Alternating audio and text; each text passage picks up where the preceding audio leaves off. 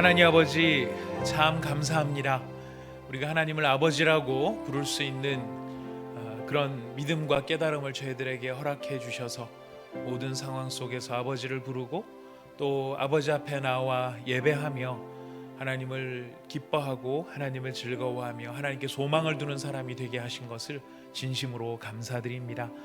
하나님, 우리가 때로는 어떤 자리를, 어떤 상황을 묵묵히 견뎌낼 수 있는 자체가 하나님 실력인 것을, 그것이 믿음인 것을, 그것이 믿음이 될 때가 있는 것을 생각합니다.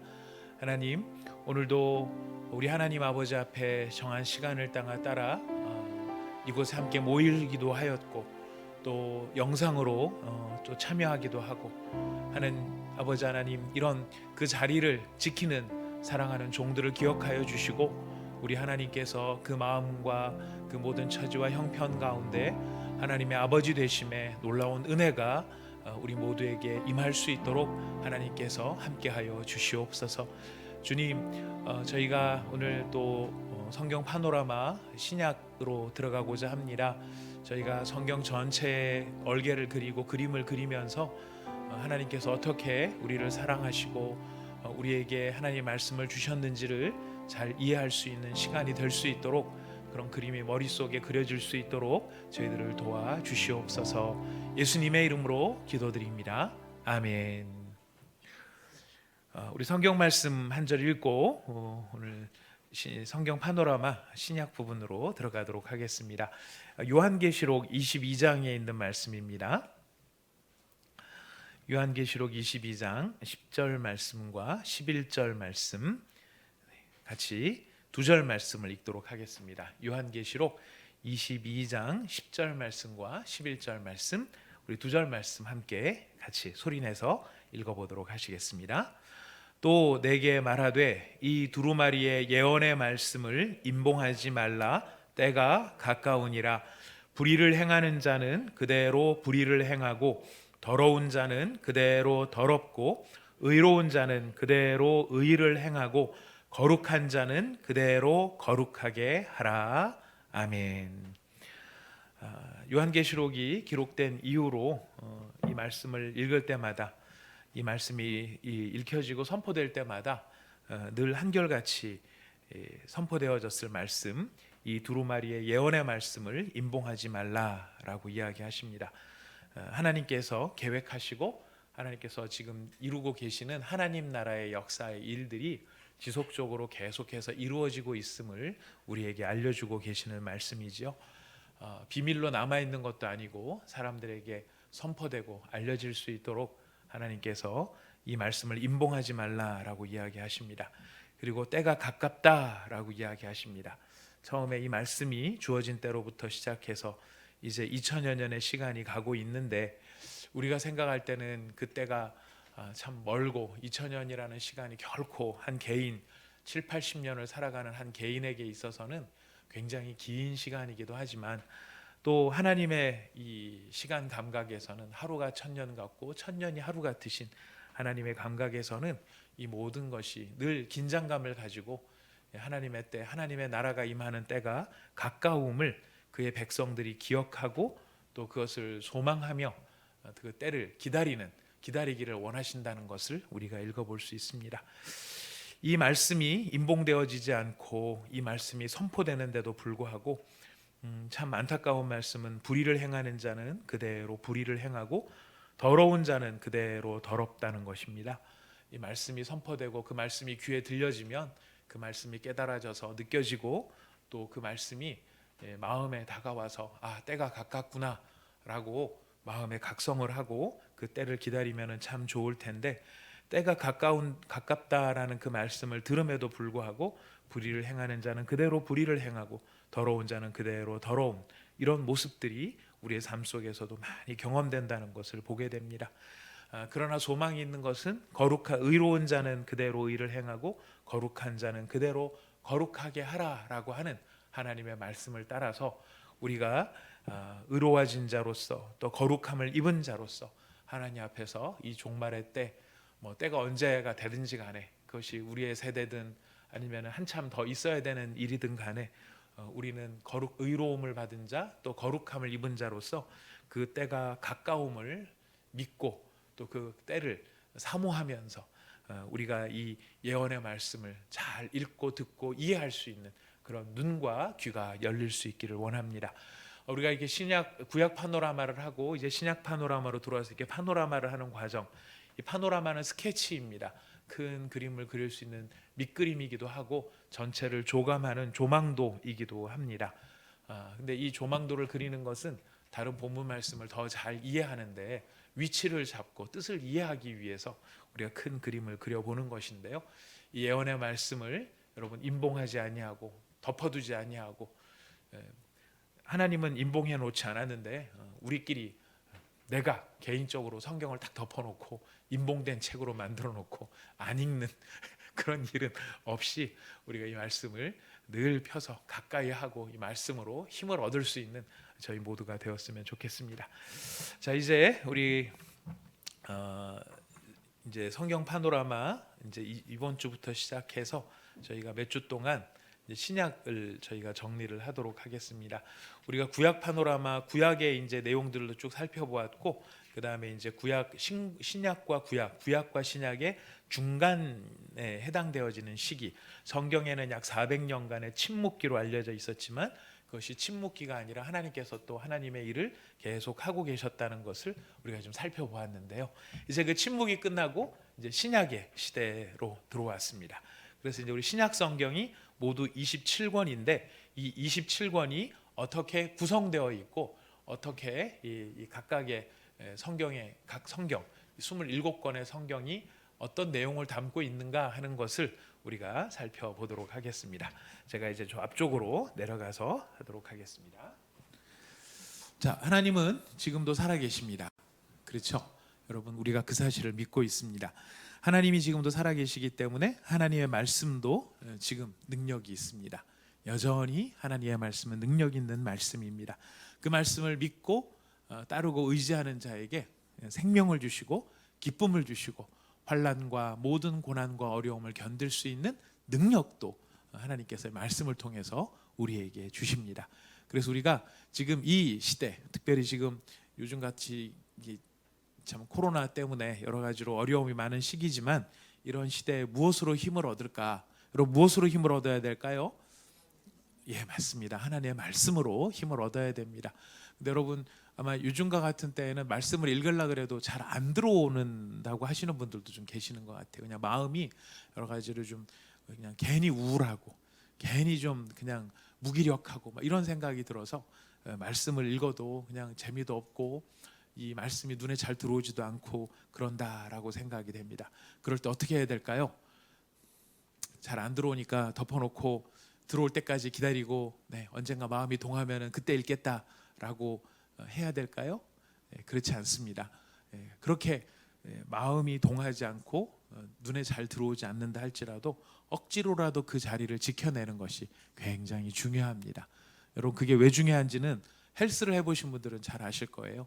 이 헬스를 하시다가 보면은 이렇게 막 항상 동기부여가 되고 막 근육이 팍팍 늘어나고 막 너무 재미있고 살이 쭉쭉 빠지고 막 이러는 게 눈에 보이면 참 좋을 텐데 어떤 때는 막 정말 너무 이제 지겨울 때가 또 도래를 합니다. 자, 그러나 진짜 근육이 붙으려면은 뭐를 극복해야 되죠? 바로 그 순간을 극복을 해야 이제 진짜 실력이 쌓이고 힘이 쌓이듯이 우리가 정말 이 억지로라도 좀 마지못해서라도 그냥 의지를 가지고서라도 하나님의 말씀을 우리가 가까이 하고 그 말씀을 읽기 위해서 우리가 마음을 집중을 할 때 바로 그것을 넘어가는 그 순간, 그 임계점을 넘어가는 순간 하나님의 말씀은 우리에게 더욱 생명력 있고 능력 있는 말씀으로 우리에게 역사한다는 것입니다. 그러니까 사실 요즘 같은 때 더 말씀을 읽어야 됩니다. 시간은 뭐 더 늘어나고 집에 퇴근도 일찍 해야 되고 밖에 나와도 할 일도 없고 9시 넘으면 여기 저희 교회 밑에도 다 닫습니다. 요즘 보니까 다 닫고 그냥 배달 이렇게 테이크아웃만 해가는데 점점 집에 빨리빨리 들어가서 집에만 있는 시간인데 그때 뭘 해야 되겠습니까? 여러분, 의지를 가지고 하나님 말씀 앞으로 나와야 되겠습니다. 우리가 말씀을 더 가까이 하셔서 기왕에 이렇게 된 거 이제 9월 달부터 시작해서 9, 10, 11, 12 4개월 남았습니다. 여러분, 4개월이면 얼마나 놀라운 일이 벌어질까요? 네, 우리 김태엽 집사님께서 말씀해 주셨습니다. 4개월이면은 성경 2독도 할 수 있습니다. 예, 우리 독하게 해야 됩니다. 2독, 3독, 4독 독하게 해야 됩니다. 그래서 우리가 마음의 각오를 하고 뭐 4개월 남았냐 그러면은 4독 해보겠다. 뭐 독한 계획을 한번 세우셔도 좋을 것 같습니다. 그게 좀 버거우시면은 2달에 한 번, 네, 2독도 좋으시고요. 그 사람에게 독하게 살면 안 돼.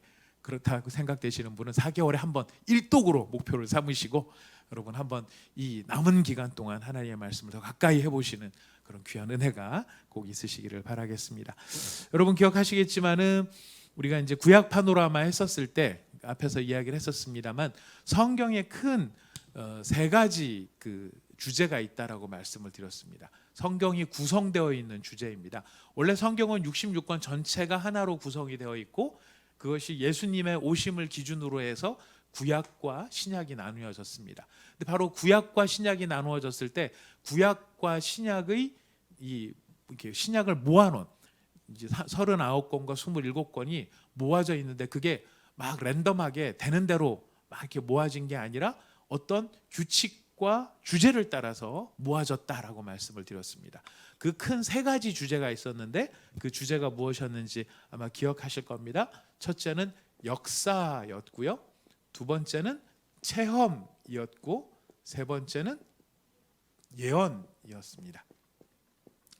그 역사가 어떤 면에서는 과거에 초점을 둔 것이라고 한다면 체험은 현재 그 믿음을 가지고 살아가는 삶의 현재성에 좀 더 초점이 맞추어져 있다라고도 볼 수 있고요. 시제로 보면은 예언은 미래에 관련된 이야기다 이렇게 우리가 또 정리를 해볼 수도 있을 것 같습니다.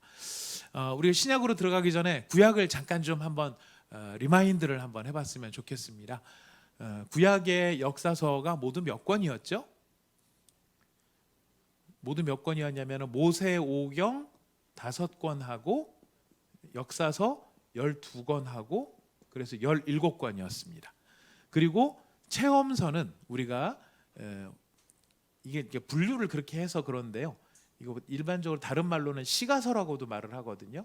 시가서는 시와 노래로 되어 있기 때문에 시가서인데 이 시가서 체험의 현재적 삶에 대한 이야기는 몇 권이었습니까? 5권이었습니다. 자, 예언서에 해당되어지는 것은 대선지서, 소선지서. 예언서를 구약에서는 선지서라고 이야기를 했는데 대소로 또 구분이 되어졌습니다.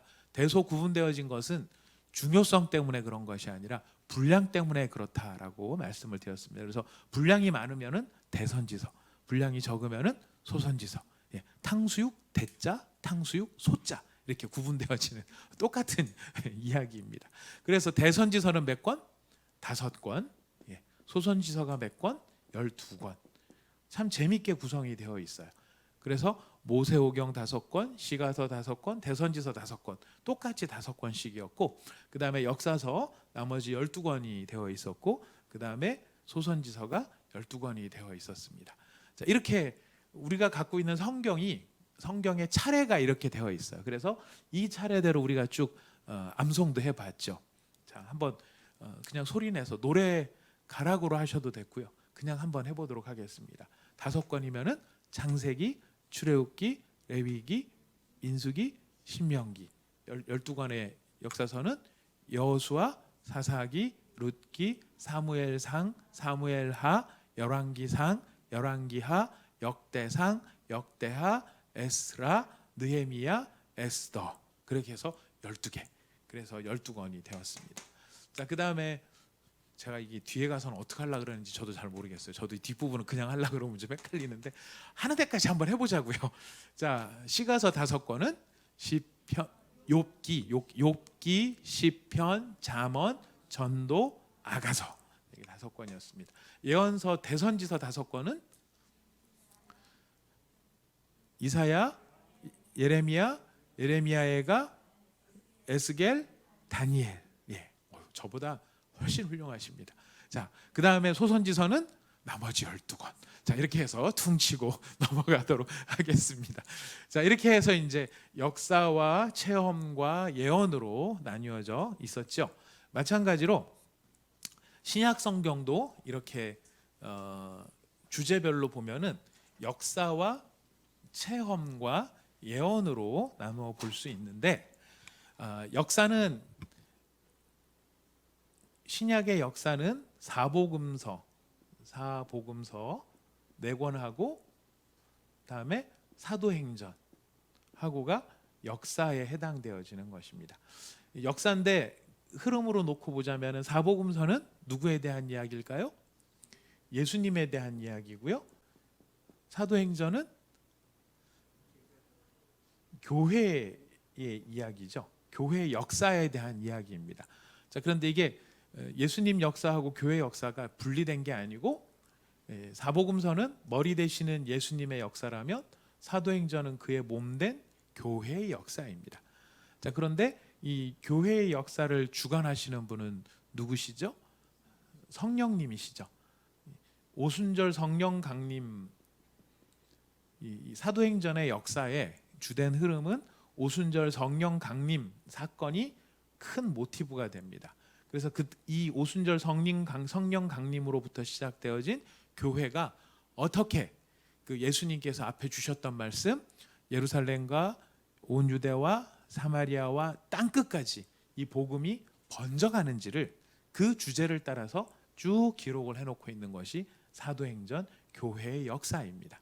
그러니까 이 사복음서와 사도행전이 역사라고 하는 측면에서는 분리되어 있는 역사가 아니고 한 덩어리인 역사이고, 이 성령은, 이 성경에 보면 이 성령이라고 하는 것은 누구의 영이냐면 하나님께서 보내시는, 성부 하나님께서 보내시는 영이기도 하고요, 성자 예수님의 영이기도 해요. 예수의 영이라고 하는 표현으로도 쓰고 있습니다. 그래서 이때는 몸으로 오신 예수님께서 지상에서 사시면서 하나님 나라에 대해서 전파하셨다라고 한다면, 이제는 부활하시고 승천하셔서 하나님 보좌 우편에 앉아 계신 예수님께서 자신의 영으로 교회 가운데 임하셔서 자신의 몸된 교회를 통치하시는 바로 그 역사가 여기에 담겨 있습니다. 아무튼 이제 우리가 디테일한 내용은 각 권으로 들어갔을 때 좀 하고요. 그래서 역사에 해당되어지는 것은 몇 권이다? 5권이다 하는 것입니다. 5권이고요. 그 다음에 뭐든지 외울 때 좋은 방법은 뭐냐면 외우기 쉬운 것부터 외우면 됩니다. 체험서가 몇 권이죠? 금방 안 나와요. 자, 그럴 때는 일단 쉬운 것부터 하면 됩니다. 예언서가 몇 권이죠? 여기는 선지서가 아니죠. 구약에서는 선지서인데 여기서 저기 신약에서는 요한, 계시록 한 권입니다. 그리고 이제 나머지 우리가 이제 체험서를 보면 되는데, 체험서도 이제 우리가 여러분 149페이지에 보시면 체험서가 두 덩어리로 나누어져 있어요. 그래서 일단은 우리 두 덩어리가 왜 나눠져 있는 건 나중에 조금 이따 설명하기로 하고, 우리 로마서부터 시작해갖고 유다서까지 차례대로입니다. 차례대로. 자, 로마서부터 시작해서 우리 같이 한번 소리내서 읽어보도록 하겠습니다. 시작. 로마서, 고린도전서, 고린도후서, 갈라디아서, 에베소서, 빌립보서, 골로새서, 데살로니가 전서, 데살로니가 후서, 디모데 전서, 디모데 후서, 디도서, 빌레몬서, 그리고 한 칸 띄고 히브리서, 야고보서, 베드로 전서, 베드로 후서, 요한 1서, 요한 2서, 요한 3서, 유다서. 이게 쓰여진, 이게 저기 성경에 지금 배열되어 있는 순서예요. 그렇죠. 신약 성경이 그대로 배열되어 있는 순서입니다. 이 순서가 지금 어떻게 모아져 있다고요? 신약 성경이 앞에 5권은 역사로 모아놓았고, 그 다음에 개수를 쉬고 넘어가야 되겠네요. 21권인데 21권인데 앞에 게 몇 권이죠? 13권이고 뒤에 게 8권 합해서 21. 제가 외운 게 아니고요. 앞에서 말씀해 주는 거 듣고 제가 그대로 다시 이야기를 했습니다. 기억이 안 나네요. 자, 앞에 거 13권, 뒤에 거 8권 합해서 21권인데 이 21권을 이 체험이라는 우리가 이제 주제를 갖다 붙인 거고요. 요거에는 사실 서신서들인데요. 이제 이 서신서들이 교회의 역사 가운데 나타났던 교회의 현재성, 실제 교회의 현재성의 필요를 따라 쓰여진 성경이기 때문에 체험이라는 주제가 틀리진 않다고 봅니다. 자, 그래서 이제 로마서부터 시작해갖고 유다서까지 돼 있는데 중간에 왜 이거를 두 덩어리로 분리를 해놨는가? 그거는 앞에 있는 13권은 여러분 잘 아시다시피 누가 쓴 거죠? 예, 이거는 바울이 쓴 편지고요. 나머지 8권은 여러 사람들이 각각 나누어 썼어요. 그래서 이거를 공동서신이라고 이야기를 해요. 공동서신. 앞에 거 13권을 바울서신. 바울서신은 누가 썼기 때문에 그럴까요? 바울이 썼기 때문에. 밑에 거 8권을 공동서신이라고 하는 것은 바울 외에 여러 사람들이 썼기 때문에 공동서신이라고 편의상 분류를 하고 있는 것입니다. 자, 바울서신의 13권들은 이름이 보면은 로마서, 고린도전서, 고린도후서 이렇게 나가는데 바울서신의 이름은 어떻게 붙였느냐면은 받는 사람이 누구냐에 따라서 붙인 거예요. 받는 사람. 교회도 있고요, 개인도 있어요. 그래서 수신인, 받는 사람이 그 책의 이름이 되는 겁니다. 근데 이건 이제 기본적으로 이게 뭐 사사기 그럼 사사시 때의 이야기지만 이거는 편지예요. 바울이 어떤 사람들에게 혹은 어떤 교회에게 보내는 편지예요. 그 편지글이기 때문에 수신자가 그 책의 이름이 된다는 것이죠. 자, 그래서 우리 앞에서 보면은 로마서는 누가 받은 걸까요? 로마서는 로마에 있는 교회가 받은 거예요. 예, 로마에 있는 교회가. 그 다음에 고린도전서, 고린도후서, 이거는 편지를 2번 보낸 거예요. 고린도 교회에다가. 그래서 앞에 보낸 편지를 전서라고 하고 뒤에 보낸 거를 후서라고 이야기하는데 영어에서는 어떻게 표현하고, 영어 성경은 어떻게 표현하고 있을까요? 1, 2. 네. 예. 고린도 1, 고린도 2, 고린도 1, 고린도 2 이렇게 보내고 있습니다. 자, 갈라디아서는 누가 받았을까요? 갈라디아서. 에베소서는 에베소서. 빌립보서는 빌립보 교회. 골로새서는 골로새 교회. 데살로니가 전후서, 전서 후서도 똑같아요. 근데 여기까지가 교회에 보낸 것이고요. 그 다음부터 디모데 전서, 디모데후서, 디도 빌레몬은 교회에 보낸 게 아니라 아까 말씀드린 개인한테 보낸 거예요. 그래서 디모데한테 보낸 첫 번째 편지, 디모데한테 보낸 두 번째 편지, 그 다음에 디도한테 보낸 편지, 그 다음에 빌레몬한테 보낸 편지, 이렇게 해서 바울 서신이 교회에 보낸 책들과 개인에게 보낸 책들, 이름은 어떻게 지은 것이다? 받는 사람들 이름으로 지은 것이다. 공동서신은 몇 권 안, 그러니까 여러 사람이 보냈는데 각 사람이 보낸 게 몇 권 안 돼요. 그래서 이거는 차별성을 둡니다. 바울 서신은 양이 많아가지고 받는 사람 중심으로 보냈다면 이거는 여기도 받는 사람 중심으로 쭉 쓰면은 어떤 혼돈이 있을까요? 우리를 위한 분류죠. 어떤 혼돈이 있냐면 바울이 썼는지 누가 썼는지 헷갈릴 수 있는 거예요. 그래서 바울이 쓴 거다라고 하는, 바울은 많이 썼기 때문에 바울이 쓴 거를 특별히 차별화해서 받는 사람으로 썼고 나머지는 다 보내는 사람, 누가 보냈는지를 가지고 성경 이름을 쓴 것입니다. 그래서 히브리서는 잠깐 좀 이따 하고요. 야고보서는 야고보가 받은 걸까요? 야고보가 쓴 걸까요? 예, 야고보가 쓴 거예요. 예, 야고보가 쓴 거고, 베드로전서, 베드로후서는 베드로가 받은 첫 번째 편지, 두 번째 편지가 아니고 베드로가 보낸 첫 번째 편지, 두 번째 편지. 요한 1, 2, 3서도 마찬가지입니다. 요한이 보낸 첫 번째, 두 번째, 세 번째 편지, 마지막으로 유다서는 유다가 쓴 편지인 거예요. 이제 성경을 이렇게 모아놓을 때, 이 성경을 좀 모아놓을 때 모아놓은 사람들이 이렇게 성의가 없이 막 이렇게 대충 모아놓은 게 아니라 이 성경을 읽는 사람이나 연구할 때 정말 잘 이해할 수 있도록 이런 의도를 가지고, 그래서 바울 서신은 바울 서신으로 다 모아놓고 바울 서신으로 모아놓을 때도 교회가 받는 거를 먼저 모아놓고 개인이 받는 거를 뒤에 모아놓고 그 다음에 바울 서신이 양이 많으니까 앞에 간 거고요. 그 다음에 공동 서신은 받는 사람이 아니고 보내는 사람으로 해서 이름을 적었다는 것. 그래서 아마 여러분들 신약 성경도 이렇게 읽다가 보면은 이제 교회를 오래 다니시고 성경대학이나 이런 걸 다 하신 분들이 이미 아시는 이야기시긴 하겠지만은 처음 아마 이 영상으로 지금 참여하시는 분 가운데 혹시 처음으로 신약 성경의 구조를 이렇게 보시는 분이 계신다면 굉장히 재미있게 느껴지실 것 같아요. 그래서 앞에 사복음서가 있고 사도행전이 있고 그 다음에 이렇게 쭉 편지들이 나열돼 있고 그 다음에 요한계시록이 있는 거는 바로 이런 큰 주제의 나눔 때문에 그런 것이구나. 그리고 각각의 것들이 이렇게 나누어져 있는 것도 바로 이렇게 바울 서신이 따로 모아져 있고 공동 서신이라고 여러 사람이 또 모아져 있는 게 따로 있구나. 아마 이렇게 여러분 아마 재미있게 느끼실 거라고 생각을 합니다. 자, 여러분들 외우실 수 있으시죠? 뭐 신약 성경의 순서를 그냥 외우는 거니까요. 자, 역사서부터 한번 그냥 눈 감고 한번 아니면 눈 뜨고 보면서 한번 해보도록 하겠습니다. 자, 신약 성경의 역사서 5권 시작. 마태복음, 마가복음, 누가복음, 요한복음, 사도행전.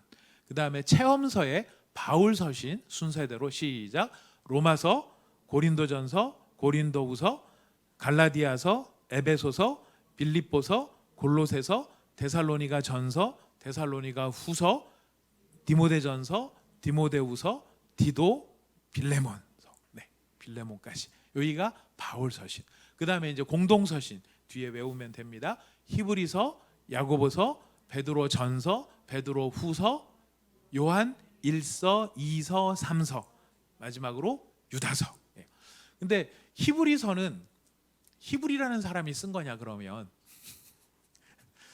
그럼 히브리서는 히브리 사람이 받은 거냐? 애매하죠, 그죠? 히브리서는 이 한동안에는 바울이 쓴 서신으로 분류가 되기도 했었어요. 근데 이제 이 뒤에 쭉 연구가 진행이 되면서 이게 바울이 썼는지 누가 썼는지가 약간 불분명한 거예요. 그래서 이 불분명하기 때문에 바울 서신에 속하지가 않습니다. 요즘에는 바울 서신에 속하지가 않고 공동 서신에 속하는데 쓴 사람이 누군지를 정확하지 않으니까 베드로 전서 같으면 베드로가 쓴 걸 아니까 베드로가 썼다라고 해서 붙이지만은 이거는 이 누가 썼는지를 모르니까 저자의 이름을 달지를 못해요. 대신에 내용을 보니까 이 내용이 이 모세 오경과 레위기에 정통한 사람들이 레위기적인 배경을 알고 있는 사람들한테 예수님의 사역에 대해서 소개를 한 내용이거든요. 그러다 보니까 이 배경이 히브리 사람들, 히브리적 배경이나 유대교적 배경을 잘 갖고 있는 사람들한테 쓴 것인 것 같다. 그래서 그 제목을 히브리인들에게 히브리서라고 하는 것으로 특징을 지우고 있는 것입니다. 그러니까 히브리서는 저자가 약간 좀 불투명한 사람이고 받는 사람이 히브리 사람들일 가능성이 상당히 높기 때문에 처음 1차 독자가 처음 그 편지를 받았던 사람들이 히브리 사람들일 가능성이 높아서 히브리서로 분류를 하고 있다는 것 여러분 기억해 주시기를 바라겠습니다. 자, 원래는 이게 숙제를 한 번씩 다 내죠. 여러분들이 이제 빈칸을 채워 오세요 하고 이제 다 냈는데 영상으로 하다 보니까 숙제를 거둘 수가 없어서 치약을 드릴 수가 없어서 저희가 스킵을 하게 됩니다. 잘 작성을 하셨다가 다음에 제출해 주시면 저희가 같이 또 즐거운 추첨의 시간을 또 가져보도록 하겠습니다. 자, 그 다음에 이 신약이 이제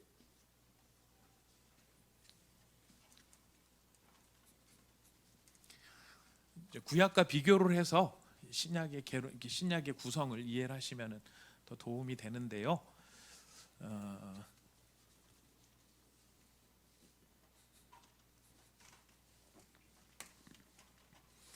그 구약의 우리가 지금 역사 체험 그다음에 선지서를 이제 이렇게 주제를 놓고 이렇게 써봤는데 우리가 첫 시간 그 신구 구약 파노라마의 첫 시간 성경 파노라마의 첫 시간에 아마 하셨던 거 기억이 날 겁니다. 역사, 체험, 예언서가 이렇게 내려가면서 역사서 12개 제일 중요한 거 12개를 했던 것 아마 기억이 나실 거예요. 기억나시죠? 뭐 그런 게 있었다는 게 아마 기억이 나실 겁니다. 이제 쓰여진 가장 중요한 뼈대가 되는 것, 구약 성경의 뼈대가 되는 12권의 책, 창세기, 그 다음에 출애굽기, 민수기, 다음에 여호수아, 다음에 사사기, 사무엘상, 사무엘하, 열왕기상, 열왕기하, 에스라,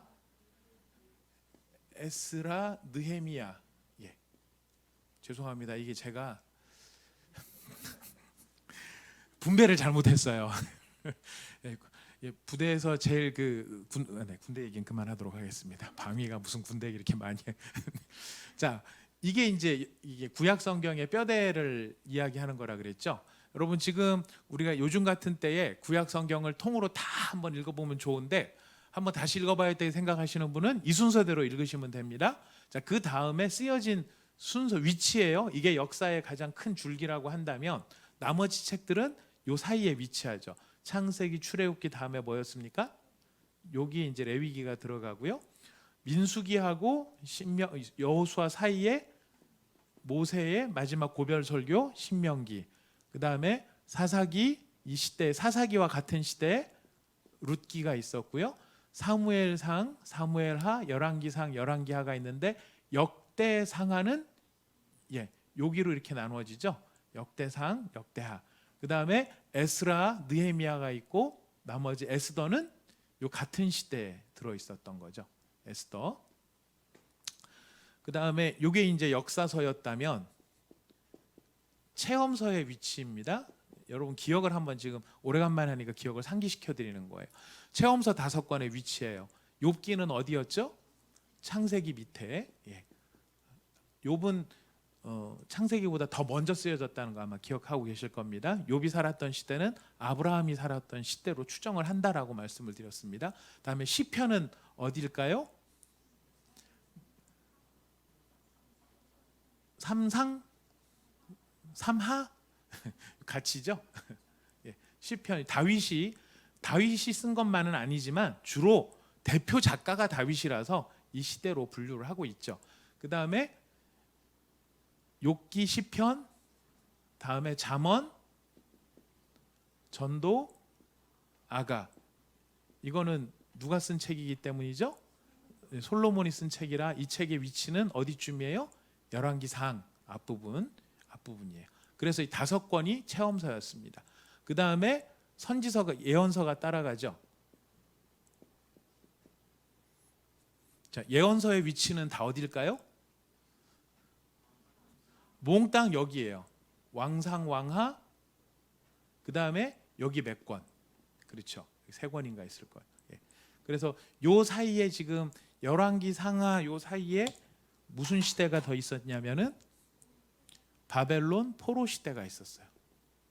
그래서 이 바벨론 포로로 끌려가기 전에 하나님께서 주셨던 선지서들이 있었고 바벨론 포로 중에 있었던 선지서가 있었고 포로로 끌려갔다 나온 다음에 썼던 선지서들이 있었어요. 자, 여기에서 봤었을 때 이 시대가 1번, 2번, 3번, 4번, 5번, 6번, 7번, 8번, 9번 그리고 포로 시대가 10번이고 에스라, 느헤미야. 그래서 12시대로 그때 나누었었습니다. 이제 다 하셨던 거기 때문에 기억에 나실 거라고 생각해요. 제가 보니까 이런 12시대라고 하는 것을 짝을 맞춰서 지금 이 책의 저자, 성경 파노라마 책자의 저자가 우리에게 기억을 잘 좀 구약과 신약이 이런 구성에 비교가 된다. 재미있게 기억하게 하기 위해서 신약도 몇 시대로 나누어 놨습니까? 예, 그래서 신약도 12시대로 나누어 놨어요. 자, 우리 받으신 교재 가지고 계시는 분들은 다 아실 텐데요. 154페이지입니다. 154페이지. 구약은 쓰여진 기간도 굉장히 길고요. 그다음에 등장인물도 엄청나게 많고요. 완전 대하 소설은 아니지만 하여튼 큰 대하 역사예요. 그래서 거의 그 창세기부터 시작해가지고 마지막 에스라 느헤미야까지, 또 거기 말라기 이후에 포로 시절까지, 아니 이제 저기 신구약 중간사 400년까지 하면은 공식적인 역사만 해도 거의 2000년의 역사를 담고 있어요. 그에 비해서 신약 시대의 역사는 전체 기간으로 보면은 되게 짧아요. 그렇죠? 누구부터 누구까지예요? 신약 성경 전체로 놓고 보면은 예수님부터 예수님 마지막 제자까지예요. 그래서 역사가 토탈 다 합해도 대략 몇 년일까요? 여러분 짐작에? 토탈 다 해도 100년이에요. 예수님이 태어나신 것은 예수님이 0년, 뭐 BC하고 AD를 나누시니까, 역사를 나누시니까 예수님께서 0년에 태어났다 이렇게 생각하는데, 여기 교재에 설명을 잘 해놨더라고요. 여러분이 교재를 보시면은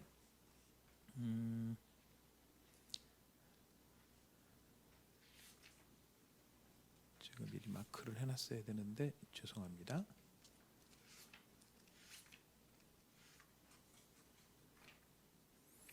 (157페이지에) 157페이지에 보시면은요, 156페이지, 157페이지인데 신약의 연대가 나와요. 우리가 지금 연대를 다 할 건 아니고 요거만 좀 보려고 합니다. 그 신약의 연대 156페이지 5 신약의 연대 되어 있는데요. 여기 이 대목을 같이 한번 읽어봅시다. 시작. 효율적인 말씀 연구를 위해 이 12시대의 연대를 표시해 보겠다. 신약 성경 전체가 포괄하는 기간이 100년이에요. BC 4에서 6년경에 예수님 탄생에서부터 AD 95년 사도 요한이 요한계시록을 기록할 때까지, 그러니까 100년을 넘지 않는다는 것을 주목하라 이렇게 되어 있어요. 물론 신약 성경의 가르침은 어디에서부터 어디까지예요? 영원에서부터 영원까지예요. 그것은 하나님의 로고스 되시는 예수님의 특성상 그렇게 되는 거지만, 영원부터 영원까지만은 실제로 인간 역사로 보면은 몇 년간의 기록이에요? 100년간의 기록이죠. 그러면서 여기 이제 우리가 참고할 만한 부분은 이겁니다. 베들레헴의 모든 아기들을 죽이라고 명령했던 헤롯 왕이 몇 년에 죽었다고요? BC 4년. 그러니까 예수님께서 지금 태어나신 때가 BC 4년이나, 혹은 이 헤롯이 뭐라고 그랬죠? 베들레헴에 있는 아기들을 죽일 때 몇 살 이하? 2살 이하를 다 죽이라고 그랬죠. 2살 이하로 죽이라고 한 거를 보면은 이제 헤롯이 넉넉 잡고 그 시기 언저리를 잡아서 다 이게 요만한 애들을 다 죽여라 이렇게 얘기를 했을 수도 있지만은, 이제 역사적인 관점에서 보면은 예수님께서 한 2살까지 요 명령이 내릴 때 2살 정도 되지 않았을까라는 추측도 해볼 수 있다라는 겁니다. 그래서 BC 4년에서 6년경이라고 표현을 하고 있는 것이고요. 자, 그래서 따라서 예수님은 그 이전 아마 BC 5년이나 BC 6년 정도에 출생하셨을 것이다. 예수님이 AD 1년에 출생하신 게 아니라는 말인가? 그렇다.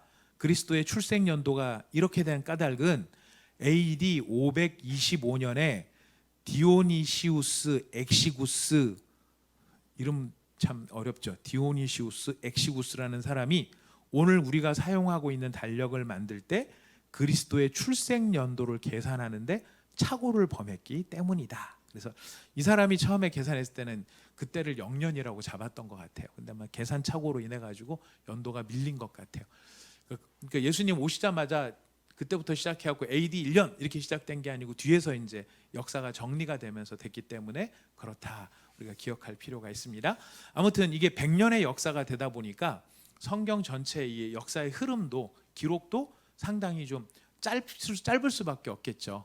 근데 이 짧은 시대를 12개의 시대로 구분을 하고 있습니다. 그래서 신약의 12시대 154페이지에 보시면은 처음에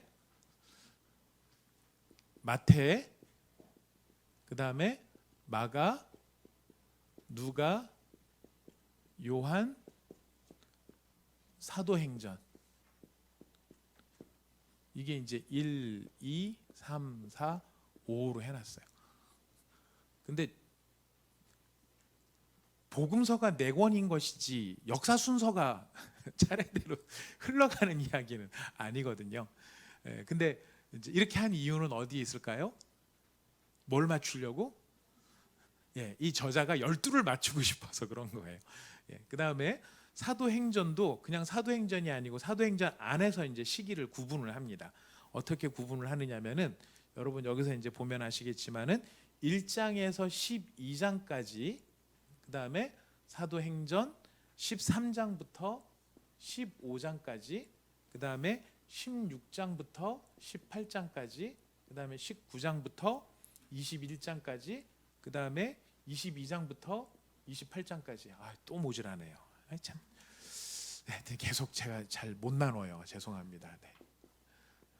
그래서 이제 일단 9개까지 하자고요. 그래서 여기 이렇게 나누는데 이 나눈 시대를 구분한 건 뭐냐면은 이거는 좀 저는 의미가 있다고 봅니다. 어떻게 구분이 된 거냐면은 이때가 교회가 형성이 되던 시기예요.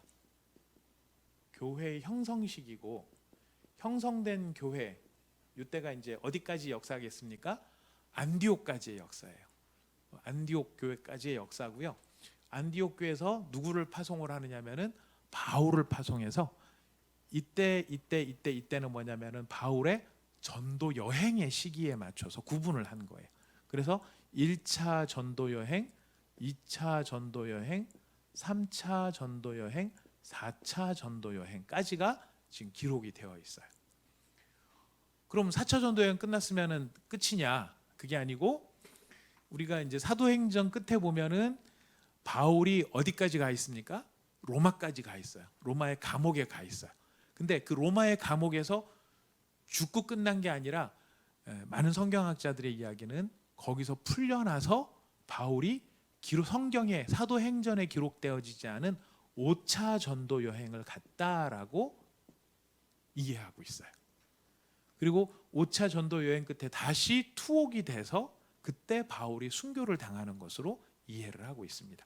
그리고 이제는 성경에 여기는 기록이 안 되는 부분인데 5차가 있고, 그 다음에 여기에 이제 후기 사도들의 시대 이렇게 적어놨는데, 이 오해의 소지가 약간 있는 단어예요. 후기 사도 그러면은 사도들이 전기가 있고 후기가 있다 이런 느낌이 들지만 그런 게 아니고, 이 사도들 가운데서 바울이 순교당한 이후에까지 활동하던 사람들이 좀 남아 있었어요. 그 사람들이 활동하던 시대를 하나를 지금 덩어리를 나누었고요. 그 이후에 이제 누구를 끝으로 사도 시대가 끝이 납니까? 공식적으로 제일 오래 사는 사람이 사도 요한이에요. 사도 요한의 죽음을 끝으로 실질적으로는 예수님의 사도들, 예수님의 직계 제자들의 시대가 끝이 납니다. 그리고 그때부터 지금까지 요 시대가 종말의 시대죠. 새 하늘과 새 땅이에요. 신천신지의 시대가 돌아오는 거죠. 근데 이 새 하늘과 새 땅이 이루어지기 위해서 뭐가 필요하냐면은 현재의 역사가 종말을 맞아야 됩니다. 헌 옷을 벗어야 새 옷을 입는 것처럼 새 하늘과 새 땅이 내려온다는 것은 지금의 기존의 것들이 다 사라진다라고 하는 것을 의미하는 것이죠. 자, 그래서 이제 사도행전 4차 여행까지가 9번째 시대였다면은 5차 전도 여행이 10번째 시대, 후기 사도들의 시대를 11번째 시대, 그 다음에 사도 요한이 죽고 난 다음부터 다시 예수님이 오실 그 사이의 시대를 12개의 시대다 이렇게 구분을 하고 있어요. 이거는 교육적 목적으로 구분을 했다라고 이해해 주시면 제일 좋겠습니다. 역사적인 시기로 구분하게 되면 어려운 것이 당장 요거는 다 한 시대의 이야기를 담고 있기 때문에 그렇습니다. 자, 아무튼 이렇게 신약의 100년의 역사를, 그러니까 여기까지가 100년이죠. 여기까지가 100년이고 지금 여기까지 내려오면은 지금 2000년, 2020년이니까 2020년. 지금 여기까지가 100년의 역사를 이렇게 구분을 해놨다. 특별히 교회 이제 신약의 역사에 있어서는 예수님의 역사와 교회의 역사인데 교회의 역사 가운데 제일 중요한 건 사도행전의 기록이고 그 사도행전의 기록을 근거로 해서 봤었을 때 기준이 되는 게 누구의 전도 여행? 예, 바울의 전도 여행. 바울이라는 사람의 중요성 때문에 그런 것이 아니고요. 바울의 전도 여행을 중요한 기점으로 삼는 것은 복음이 어떻게 퍼져갔는가, 복음에 전파되어져 있는 공식적 기록이 남아 있는 것이 사도행전의 바울 전도 여행이기 때문에 그것을 굉장히 중요한 기준으로 삼고 있다. 그렇게 이해를 해주시면 되겠습니다. 그리고 이 구약에 아까 우리가 역사서 쭉 밑에 각 성경의 위치가 들어갔었잖아요. 그런 것처럼 이 12개의 뼈다귀 가지고 이 뼈대 밑에 바울 서신과 공동 서신이 위치를 잡게 될 것입니다. 그 부분은 우리가 조금 이따가 다루기로 하도록 하겠습니다.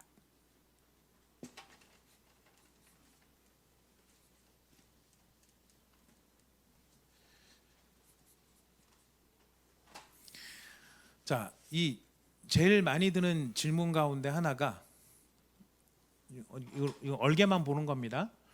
왜 복음서가 4권이나 되느냐라고 하는 것이 어떤 면에서 제일 당황스러울까요? 이게 다 똑같은 예수님 얘기를 기록해 놓은 것 같은데 왜 복음서가 4권이나 되는가? 제일 당황스러운 이유는 제일 당황스러울 때가 언제냐면 통독할 때죠. 예. 같은 이야기를 4번 있기 때문에 우리가 이 신약 성경 통독 연초에 통독을 할 때 창세기부터 시작하거나 마태복음부터 보통 시작을 하는데 창세기에서 시작했을 때 장애물은 출애굽기 27장부터가 장애물이 되거든요. 율법 나오고 막 언약궤 나오고 막 레위기 나오고 막 이럴 때 어려워요. 근데 복음서의 장애물은 어디냐면은 누가복음쯤 왔을 때예요. 왜냐하면 마태복음은 처음이기 때문에 읽고 마가복음은 우리가 쉽게 읽는 게 뭐냐면 분량이 적기 때문에 쉽게 읽어요. 근데 누가복음까지 오면은 같은 이야기를 3번 하고 있는데 길어요. 누가복음의 특징은 길어요. 근데 여기를 돌파하고 나면 요한복음은 조금 색깔이 다르죠. 그래서 좀 신선한 느낌으로 읽게 됩니다. 자, 이렇게 4권씩이나 복음서가 있는 이유는 뭘까요? 여러분들은 어떻게 생각하십니까?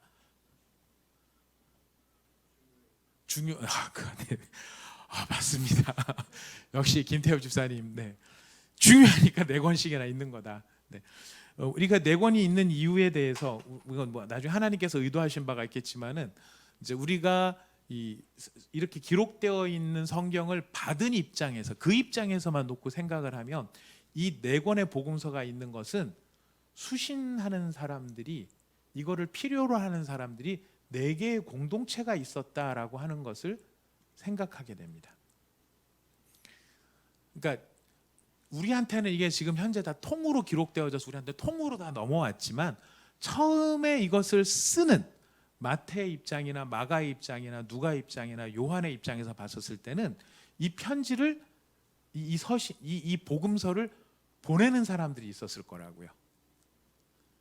이 복음서를 받아야 되는 사람들이 있는데 이 각각의 이 예수님에 대해서 이야기를 들어야 되는 각각의 공동체가 있었기 때문에 이런 복음서가 4권이나 기록이 됐던 것이고 공동체가 4개가 있었다라고 하는 이 말은 뭐냐면은 이들이 똑같은 형편에 있는 게 아니라 각각 독특한 각자의 특성을 가지고 있는 각각의 특성을 가지고 있는 공동체들이 있었다라는 거예요.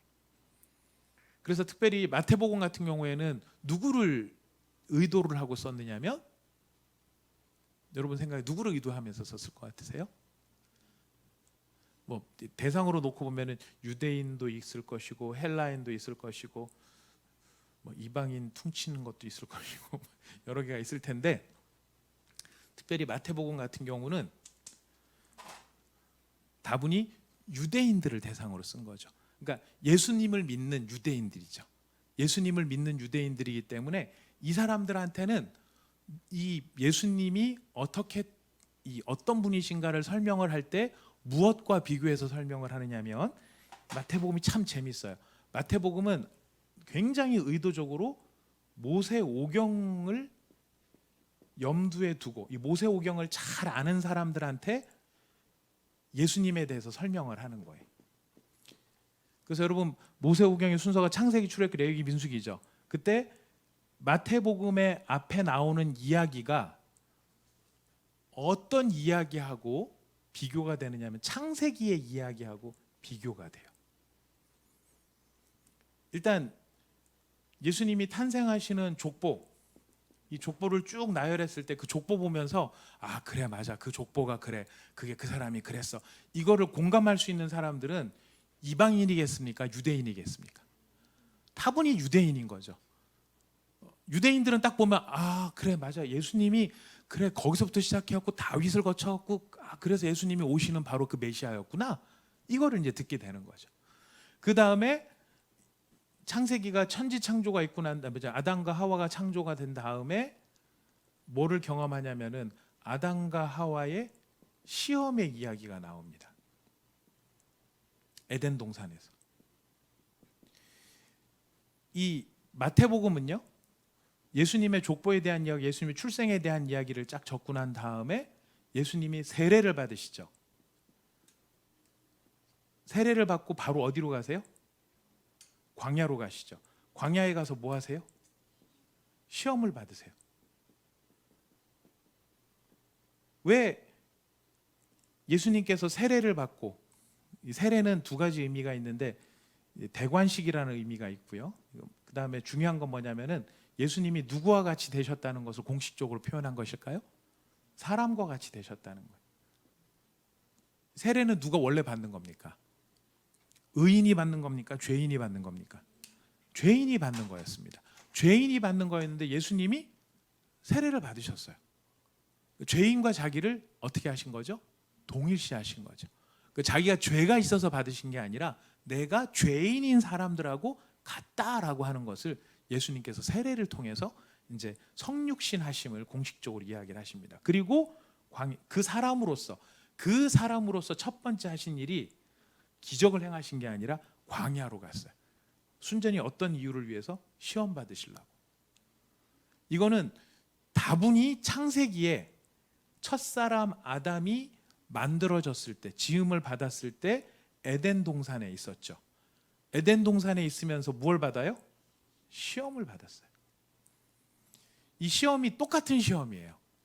아담이 받은 시험이나 예수님이 받은 시험이나 똑같은 시험이에요. 어떻게 똑같은가? 어떤 점에서 똑같을까요? 핵심이 뭐냐면 하나님의 말씀을 순종하느냐 안 하느냐예요. 순종오와 불순종.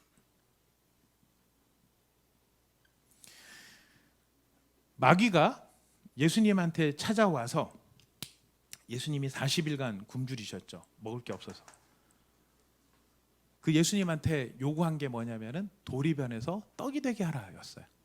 근데 시험의 내용은 도리변에서 떡이 되게 하라였지만은 그 시험을 한 이유가 어디에 있습니까? 마귀가 앞에 조건을 붙이죠. 무슨 조건을 붙입니까?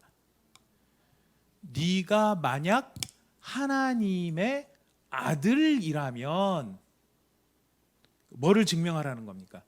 네가 하나님 아들이라는 걸 증명해봐. 너 하나님 아들이라며. 하나님 아들이라는 거를 뭐를 통해서 증명하라고 마귀는 이야기합니까?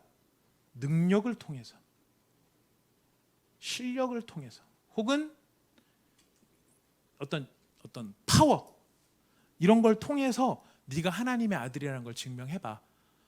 이거를 요구하는 거죠. 근데 거기에 대한 예수님의 답변은 뭐였습니까? 사람이 떡으로만 살 것이 아니요 하나님의 입으로 나오는 모든 말씀으로 살 것이다 라고 얘기를 해요. 이 얘기는 어떻게 지금 얘기를 하시는 거냐면은 마귀는 네가 하나님의 아들이라는 거를 능력으로 증명해봐 라고 얘기를 하는데 예수님은 내가 하나님의 아들이라는 거를 뭐를 통해 증명하시는 거예요? 말씀에 대한 순종을 통해서 증명하겠다는 거예요. 이게 뭐랑 대비가 되느냐면 아담한테 찾아온 사탄이 네가 하나님처럼 될 수 있어. 그랬을 때 아담은 이걸 먹으면 정령 죽으리라 하는 하나님의 말씀을 이미 알고 있어요. 그 말씀에 순종할 것인지, 안 그러면 사탄이 하는 사탄의 말을 신뢰하고 그 말을 따라갈 것인지. 근데 아담은 뭐를 선택을 합니까? 사탄의 말을 선택을 하죠. 이유는 자신의 욕망 때문이었죠. 내가 하나님처럼 되겠다라고 하는 욕망 때문에. 그 욕망 때문에 뭐를 버려요? 하나님의 말씀을 버려요. 하나님의 말씀을 버리는데 이 말씀을 버리는 조건이 어디에서 하나님의 말씀을 배신합니까? 에덴 동산에서. 일부러 의도를 하고 있는 거, 이게 비교가 되고 있는 거죠. 에덴 동산은 모든 것이 갖춰져 있는 곳이, 먹을 거 모든 것이 갖춰져, 모든 게 갖춰져 있어서 더 이상 불만이 있을 수 있는 여지가 없는데도 불구하고 거기에서 누구의 말을 배신해요? 하나님의 말씀을 배신. 이게 첫사람 아담의 실패라고요. 근데 마태복음에서는 의도적으로 예수님이 사람이 되신 이후에 첫사람 아담이죠. 로마서는 이야기해요. 예수님께서 마지막 아담이다, 마지막 사람이다. 똑같은 사람이 되셔서 광야, 어디서? 광야에서. 여기는 에덴과 너무 비교가 되는 곳이에요. 아무것도 없는 곳이에요. 아무것도 갖춰져 있지 않아요. 정말 물도 마시기 어려웠을 그런 곳이에요. 과연 그런 곳에서 지금 뭐가 가능한가를 물어보는 것입니까? 하나님의 말씀을 신뢰하고 그 말씀을 순종하는 일이 가능하냐? 예수님 뭐를 보여주시는 겁니까? 가능하다. 가능하다. 왜냐하면 내가 누구이기 때문에, 하나님의 아들이기 때문에. 지금 우리가 갖고 있는 우리 시대의 상황이 저는 여기에 딱 걸려 있는 상황하고 비슷하다고 생각을 해요. 우리 시대의 교회의 능력을 보이라고 하죠. 너희들의 하나님이 진짜 하나님이고 너희들이 믿는 예수님이 진짜 예수님이라면 너희들 실력을 한번 보여봐. 너희들 한번 실력을 보여봐. 이런 도전이 막 찾아오는 것 같아요. 어떤 도전이냐면은 막 바이러스야 물러가라 뭐 이렇게 하면 쫙 물러가고, 아픈 사람 다 고쳐져라 그러면 싹 고쳐지고, 막 이랬으면 좋겠는 이런 능력을 요구하는 자리인 것 같아요. 이제 그러나 우리가 지금 반응할 수 있는, 우리가 진짜 하나님의 아들이라면 이 지금 능력을 보이라는 건 누구를 위해서 보이라는 겁니까? 사실은 따지고 보면 예수님 자신을 지금 증명해 보이라는 거거든요. 근데 예수님이 견디시는 거는 나는 나를 증명하러 온 것이 아니라 하나님의 말씀, 그분의 전능함을 증명하기 위해 나는 왔다. 이게 예수님의 사명이거든요. 어떻게 하십니까? 이 모든 것이 갖춰져 있지 않고 아무것도 없는 상황임에도 불구하고 예수님이 붙드는 거는 뭐를 붙드시는 거예요? 하나님의 말씀. 하나님께서 일하시고 하나님께서 역사하시고 하나님께서 이 모든 것들을 이루신다라고 하는 것에 대한 신뢰를, 그가 40일 금식하시고 아무것도 먹지 못한 그 고통 속에서도 뭐를 더 중요하게 생각하시는 겁니까? 본인의 배부름의 문제가 아니라 하나님의 말씀에 순종하는 것이 하나님의 아들의 본 모습이다. 이걸 우리에게 알려주시는 거예요. 근데 이런 배열의 순서가 지금 다분히 뭐를 의도하고 있는 것이다? 창세기. 그 얘기는 마태복음을 쓴 사람이, 마태가 지금 이 예수님을 설명을 하는데 지금 누구한테 예수님을 설명하고 싶기 때문에 유대인들, 이 창세기 모세오경을 잘 아는 그런 사람들한테 설명하기 위해서 이렇게 되어 있는 거예요. 그리고 예수님께서 요 광야 시험을 마치신 다음에 하신 일이 무엇이냐면은 뭐죠? 예수님이 그 다음에 하신 일이 산에 올라가서 산상수훈을 가르치시죠. 산상수훈을 가르치시는 게, 왜 예수님이 하신 일이 순서가 반드시 그 순서가 아니에요. 왜냐하면 요한복음은 뭐라고 얘기하고 있냐면은 예수님이 행하신 첫 번 기적이 어떤 기적입니까? 가나 혼인잔치에서 물이 변해서 포도주가 되게 하는 기적이었어요. 이건 이제 요한이 지금 예수님을 설명을 할 때 의도를 가지고 있기 때문에 그렇게 갔는데, 지금 마태는 예수님이 어떤 분이냐면 이 시험을 통과하신 후에 산에 올라가셨다. 왜 산에 올라갔다는 걸 강조하느냐면 모세오경에서 모세가 어디로 올라가서 말씀을 받아오죠? 산에 올라가서, 시내 산에 올라가서 말씀을 받아와요. 그래서 이제 그때부터 예수님이 하시는 말씀이, 자, 모세는 너희에게 이르기를. 근데 그 모세가 이른 말은 모세 자신의 이야기가 아니고 모세가 받아 갖고 와서 전달한 이야기예요. 모세가 전해준 이야기는 이건데, 예수님은 이 산상수훈에서 뭐라고 말씀하세요? 나는 이라고 얘기하세요. 모세는 받아 갖고 와서 하나님의 말씀을 전달해 주는 입장이었지만, 나는 누구의 권위로 말하시는 거예요? 자신의 권위로 말. 그 이게 무슨 말이냐면은, 지금 이 예수님은 누구보다 더 권위가 있으신 분이시다. 너희들 유대인들이 하늘처럼 떠받들고 있는 모세보다 탁월한 분이 예수님이시다. 그래서 모세는 이렇게 얘기를 했지만은 예수님은 나는이라고 하시면서 자신이 모세가 말씀을 받아서 전한 사람이라면 예수님은 예수님의 권위로 말씀, 곧 하나님 자신이다, 이거를 설명해 주는 대목이. 그래서 다분히 마태복음의 이야기의 구조는 이 모세 오경의 이야기를, 스토리를, 흐름을 쭉 따라가면서 유대인들한테 예수님이 이렇게 하나님의 아들이 되셨다라는 것을 보여주시는 것입니다. 여러분 재밌죠?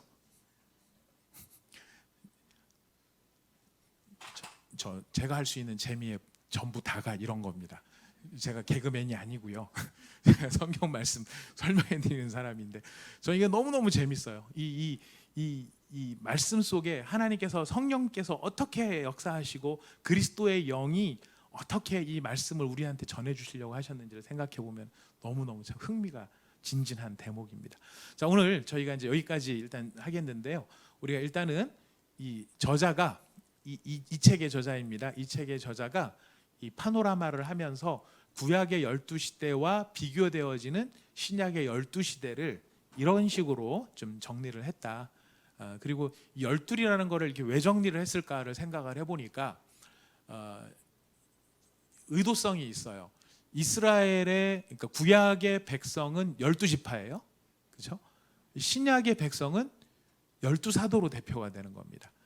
그래서 12, 10이라고 하는 이 숫자상의 의미가 갖는 또 중요성이 있기 때문에 구약의 시대와 신약의 시대를 또 12로 나누어서 우리가 이해할 수 잘 돕도록, 이해를 돕기 위해서 이렇게 해 놓았다는 것을 우리가 참고를 한다면 우리가 신약 성경을 이해하는 데 많이 도움이 되지 않을까 싶습니다.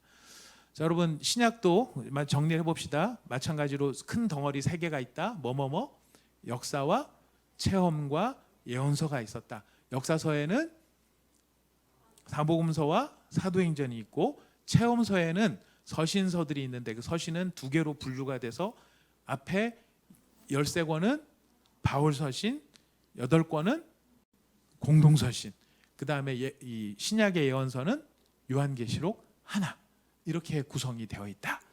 이걸 여러분 염두에 두시면, 머릿속에 딱 들어가셨다면 너무너무 잘하신 것입니다. 자, 우리 오늘 이렇게 귀한 시간을 가졌는데요.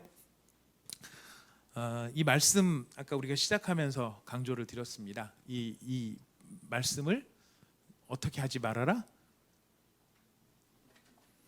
봉인하지 말아라. 봉인하지 말아라 말씀해 주셨습니다. 우리 말씀 봉인하지 말고요. 저도 오늘 더 여러분들한테 말씀을 드렸으니까 새로운 마음, 심기일전해가지고 이 남아있는 4개월 동안 우리가 성경 말씀을 더 가까이 해서 바로 이렇게 생명 되시는 하나님의 말씀, 예수님이 어떤 분인가, 이걸 좀 설명하고 싶어 하는 거니까 우리가 그 말씀을 깨닫고 예수님을 더 깊이 우리가 만날 수 있는 우리 남은 4개월을 함께 보내셨으면 좋겠습니다. 우리가 잠깐 기도하도록 하겠습니다.